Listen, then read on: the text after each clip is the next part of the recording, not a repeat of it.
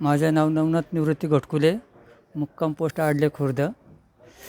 आमचा मुलगा इयत्ता 7वीत शिकत आहे.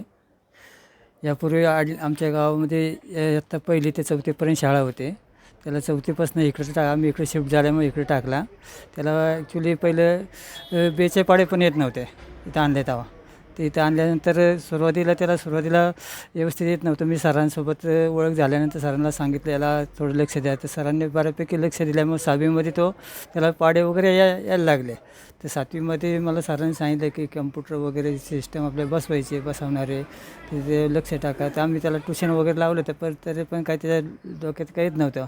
सरांना सांगितलं जरा अजून लक्ष टाका. मग सरांनी त्याला कम्प्युटर वगैरे ते शिकवलं. मग त्याला बऱ्यापैकी म्हणजे 70 ते 80% त्यामध्ये फरक पडला कम्प्युटर बसवल्यानंतर. ते म्हणजे त्याला त्याची आवड निर्माण झाली.